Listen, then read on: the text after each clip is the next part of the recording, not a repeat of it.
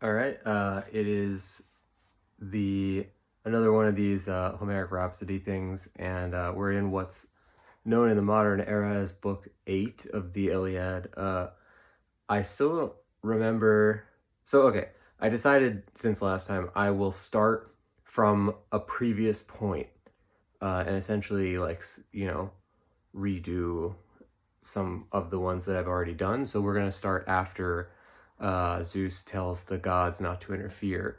And but I have, just to clarify, I have not confirmed any information about what happens in book 8. I have not gone back to the text or looked at any summaries or whatever. So it'll still be me having to come up with stuff, but hopefully this time I'll do it a little bit more coherently. So we'll see how it goes. Here we go. And thus, having spoken to all the gods and goddesses assembled on Mount Olympus, Zeus, lord of the dark cloud, took up his golden chariot with golden bits and bridles, and those immortal steeds yoked to it. And he drove them out of his chambers of Olympus, out of his dwelling, and over to Mount Ida, so that he could view the wide world in peace. And view it he did. Down on the plains of Troy, far into that city where the Trojans had a meeting as the day dawned on the world of men. Priam and all the old men of Troy had been gathered in that city, along with Hector and Polydamas and Paris and all of them who stood there and wondered at the marvelous feats that had been done by the Achaeans. For the lord of the dark clouds' scales had not yet been tipped in the favor of those Trojans, and though Hector provided a little breathing space by the end of that previous days, he did not tip the scale of the war nearly enough for the men to be satisfied. And every one of the Trojans thought of his own home and his own family and livelihood, and saw the dwindling stores of Troy, and knew that they would not hold out for long under such conditions.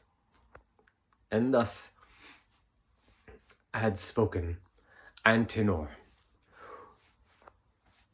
that old man of Troy who sat near Priam's right arm like a cicada, one of these chirping men who sat there and provided commentary, and whose voice could always be heard in the background of any conversation on the high ramparts where the king sat. So did he speak up, and he said, "My lords of Troy, all ye assembled here, each one of you can see the same fate that I can, that all of these Achaeans have been gathered here to spell our doom. It is written by the gods, or I have no powers of seeing. For even a man unskilled in bird watching or the reading of entrails or smoke signals or the waves on the sea can tell what is happening now.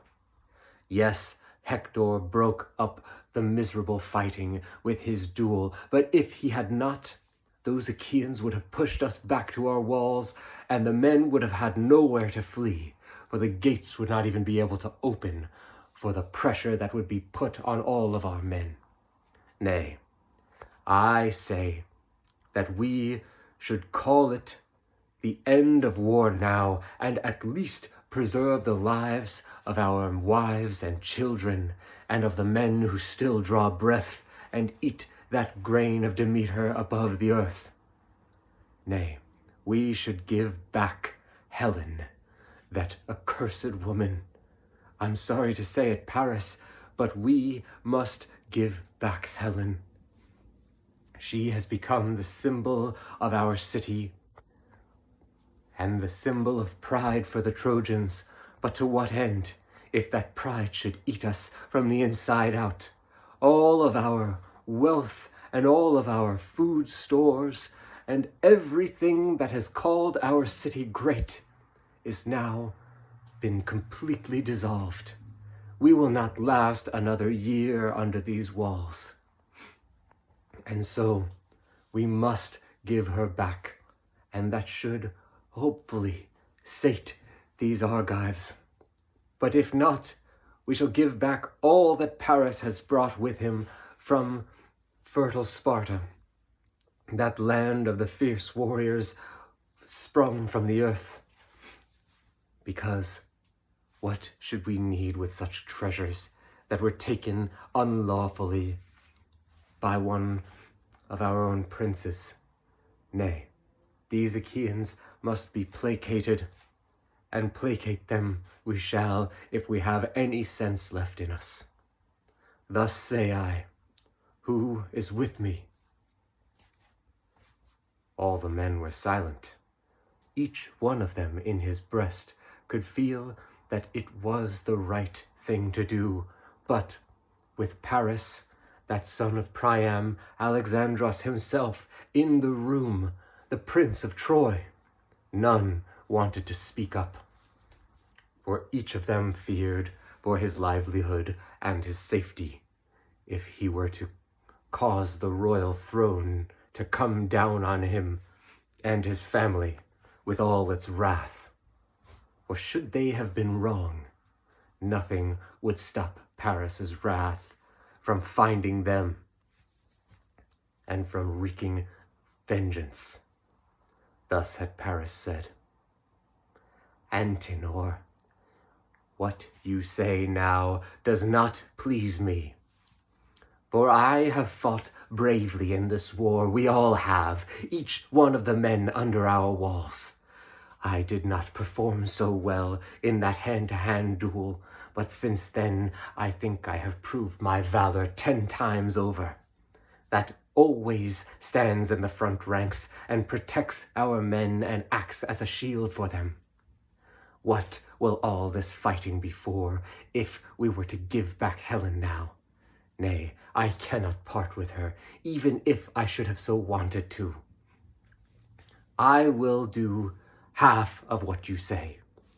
Any of the wealth that I have taken from Sparta, let it go back to Menelaus.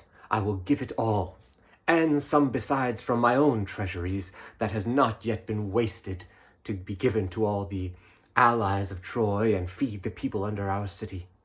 I will run my coffers dry, paying back Menelaus in coin and in jewels and in slaves and in whatever else he chooses, but I will not give back Helen, and none of you shall make me think otherwise. Thus, seemingly under the influence of some god, Paris, almost foaming at the mouth, was growing increasingly irritated. Clearly he would not be turned, and thus had Hector spoken. Antenor, I must say that I side with Paris in this. Not that I would not give Helen back, but I do not think that at this juncture the Achaeans would even for that turn back their wrath. Nay, I say that we should fight on, for yesterday was a day that favored the Achaeans, but today may be one that favors the Trojans. None can tell the will of Zeus, and none can predict where his fury will strike next. Still that son of Aeacus, Peleus' son, sits inside his tent for all the intelligence we have received, and will not fight against us. And thus are we safer still for it. If he were on the battlefield, I may have entertained your idea. But if only the son of Tydeus, and that son of Telamon, and Idomeneus, and Meriones, and Agamemnon, and his other brother, the son of Atreus, Menelaus, If only these captains and the few others besides are those who fight for Achaea, I think we have strength enough to match them. And I, too, would shirk at the thought of wasting all these years of toil that we have made, all the blood from Troy and Lycia and close-fighting Dardania that has been spilled for this cause. I do not want it to all be in vain. Yea, I side with Paris in this, us as brothers, as we have fought side by side many a time now.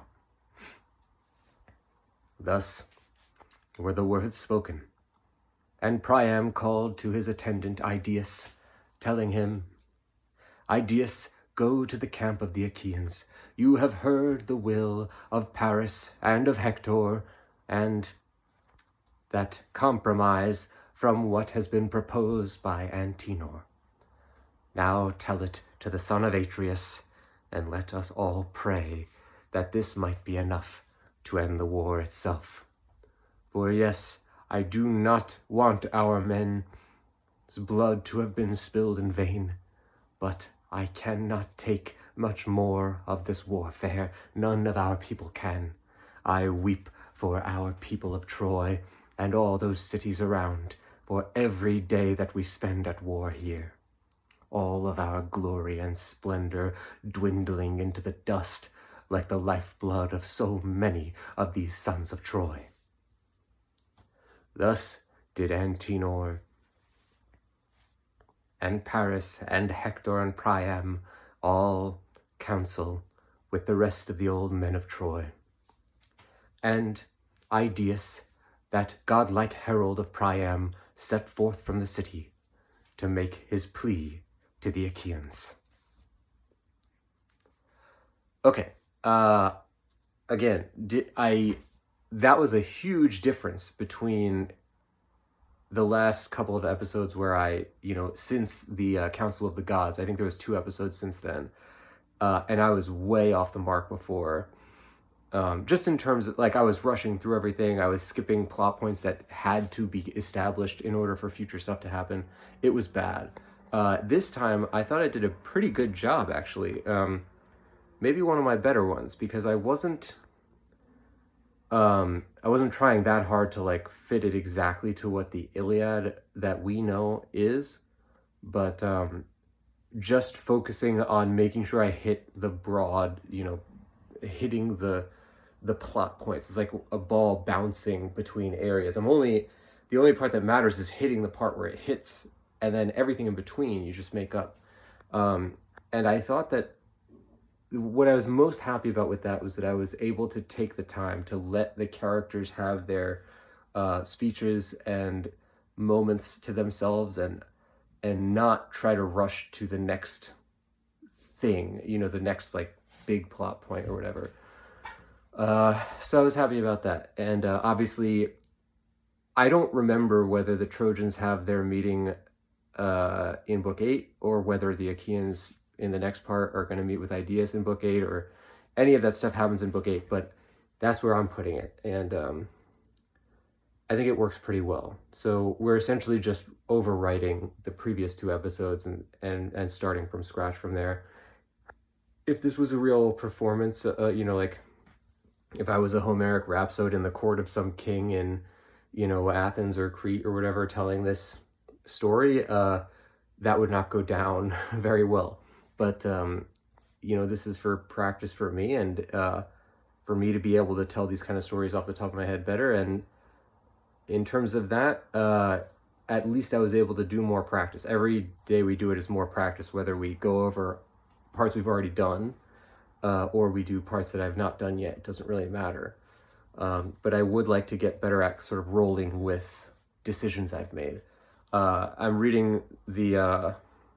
whose translation am I reading now? A.T. Murray's translation that he did for Loeb Classics. And it's revised. I forget who revised it. One of his heirs or whatever. But in that one, I'm currently up to book 19. And in book 19, there's a part where that a lot of scholars kind of like are down on, where they talk about, because Achilles says like, I will not fight until I've killed Hector, and don't make me try to, or rather, I won't eat anything until I've killed Hector. Don't make me try to do this, and I'm gonna make all the soldiers not eat either. And then Odysseus says like, don't do that. That's a bad idea. And then he's, let Agamemnon give you the gifts and let it do this, and then he agrees to it. And then Agamemnon says his thing, and then Achilles responds like, why are you trying to give me gifts and make me eat? I don't want to. I'm gonna go do this, and I'm gonna make everybody not eat either. And then Odysseus has to talk him down again, and it's they call that like that even Homer sometimes nods, which is to say like sometimes Homer even messes up. But the more I do these episodes, the more I think about like, if I was telling this story the way I have been, and I had to, like, so for example, there's a lot of great moments in the second one of Achilles' speeches, where he's saying essentially the exact same thing. You could have combined them into one, but it feels to me like Homer had Achilles do the first speech and thought in the middle of it, when Agamemnon started talking, he was like, damn, I forgot to add the part where he says like, Patroclus's feet are towards the door, and all these like great little moments, I wanted to put them in. And so he just has Achilles bring it back up, and so he can just have an excuse to do it again. So that's totally what I would do. And it feels like it's not like a Homer nods thing, but rather this is more what it's like for a real